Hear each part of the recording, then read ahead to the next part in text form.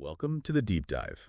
Today, we're getting into something that folks in risk management know, but maybe don't always, confront head-on: the cost. That's right. Managing risk, it's not free. It actually takes, deliberate investment. Absolutely.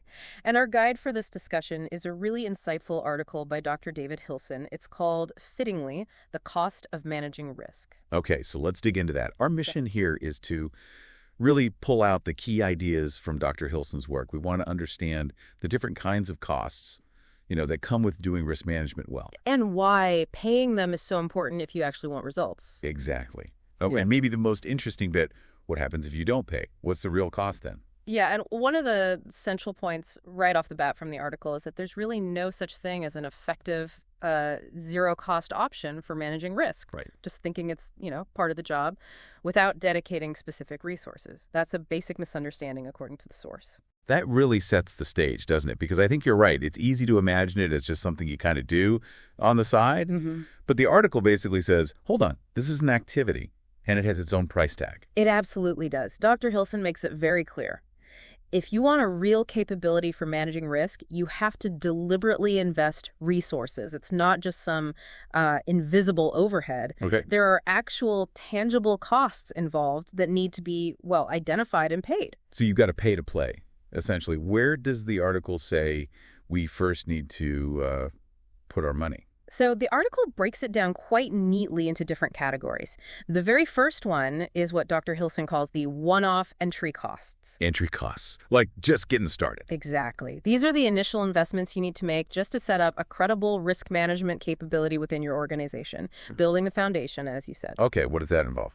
Well, the article points to what it calls the 3 T's. That's techniques, tools, and training. Ah, the 3 T's. Yeah. So you need to develop or acquire your methods, your procedures, that's the techniques. Then you need the software, maybe templates, other resources, the tools to actually support the process. And the 3rd T. And, crucially, training.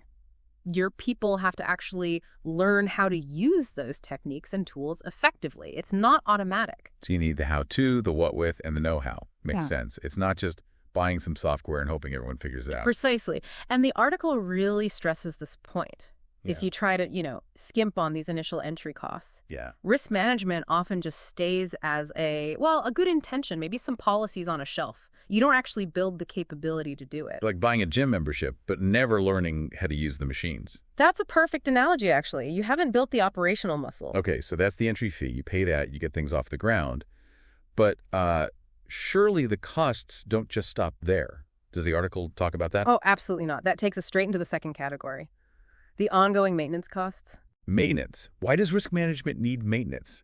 Isn't it like you set up the process and you're good to go? Well, that's an interesting point, and maybe not immediately obvious. Risk management as a field, it's not static, it's developing. Okay. New ideas pop up, better techniques get developed, tools improve all the time. So if you just set up your process and leave it, It gets outdated. exactly, it can become less effective, maybe even irrelevant compared to, current best practices. Mm-hmm. The article actually suggests a rule of thumb.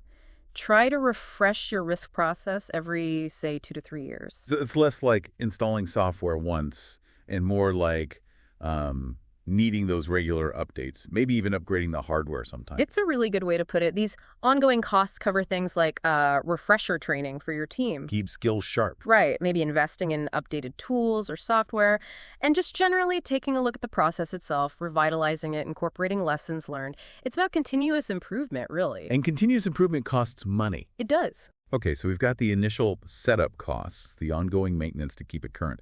What's the 3rd type of cost the article mentions?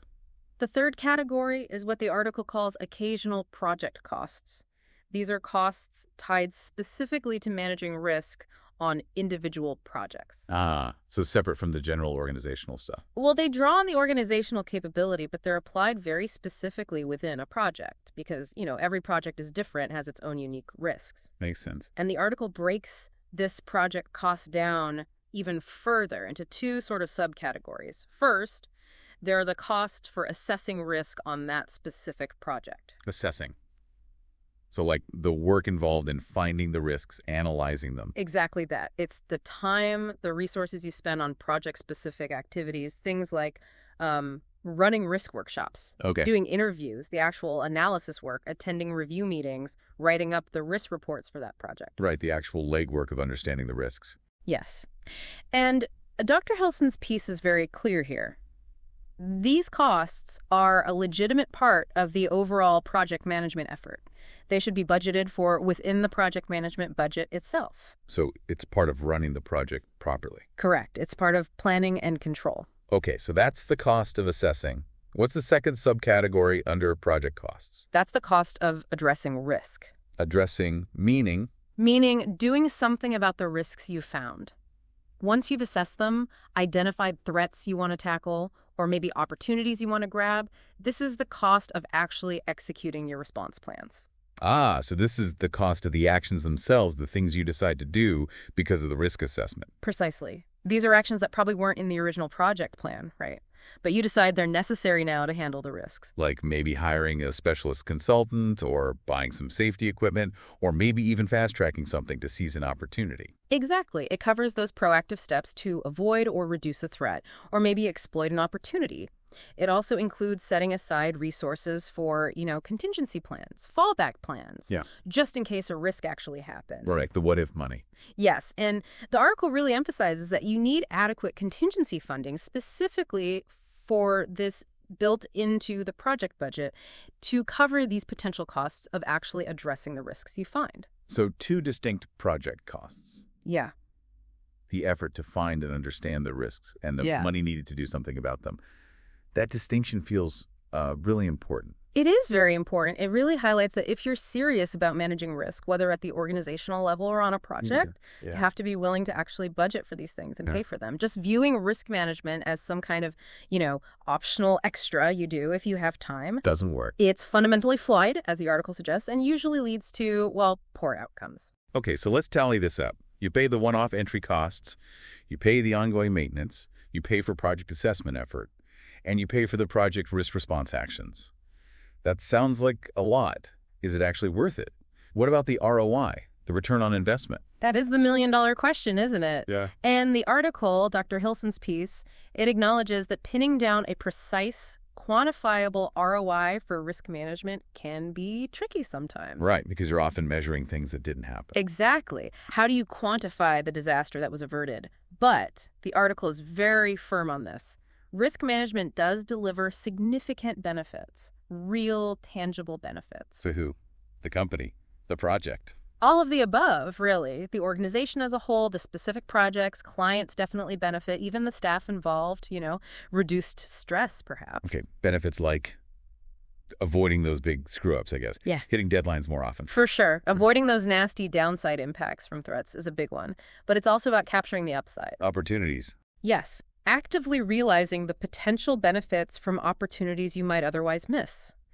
It leads to better decision-making generally because you actually understand the uncertainties involved, better planning, more confidence in hitting your goals. Okay. But here's the crucial link the article makes. None of these benefits are likely to happen unless the organization is ready to identify and pay these costs we've just walked through. Ah, so the benefits are conditional on the investment. Absolutely. You don't get the rewards for free. You have to pay the costs first. That's a really core insight.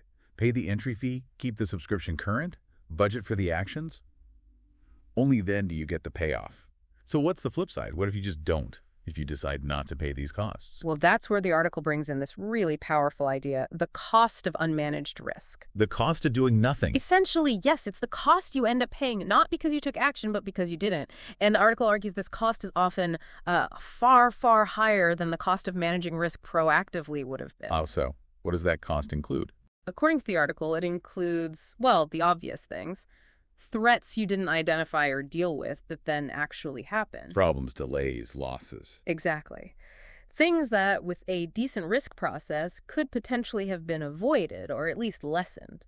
But it also includes the other side, the missed opportunity. Ah, the benefits you didn't get. Right. Opportunities that could have delivered extra value, maybe saved money, improved reputation, whatever it might be, but they were just overlooked because nobody was systematically looking for them or planning how to capture them. So this cost of unmanaged risk, it's like Yeah, an unnecessary penalty you pay for inaction. that's a great way to put it. An unnecessary penalty imposed by the failure to invest in managing risk properly. It really sounds like paying the defined costs of managing risk is actually an investment designed to avoid the much larger, much less predictable costs of letting risks run wild, basically. That's precisely the conclusion the article guides us towards. Yes, managing risk costs money. It feels like an expense line item, but it's really an investment. An investment to prevent those potentially devastating outcomes or just missing out on big wins. Exactly. Squashing opportunities is also a cost.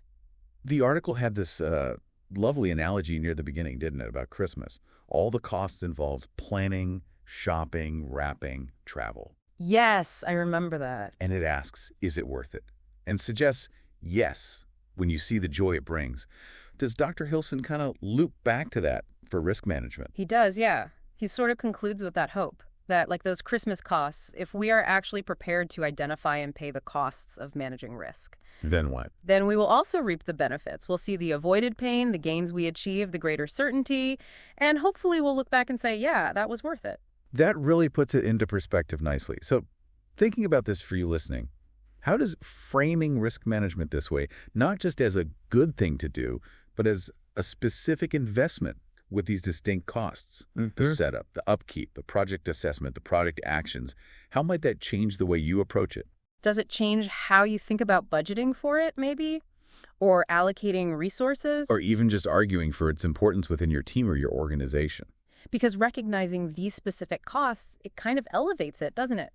From just an abstract idea to a tangible process. Yeah, a process that needs and actually deserves real resources, just like marketing or finance or any other key function. Exactly. Okay, so wrapping this up then.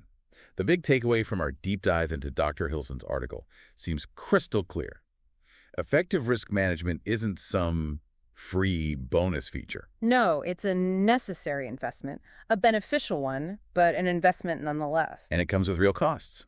Those one-off costs to get started, the ongoing cost to keep it relevant, and those project-specific costs for both figuring out the risks and then doing something about them. And the crucial bit, perhaps, is that paying these costs, it isn't really optional if you genuinely want the benefits, if you don't invest.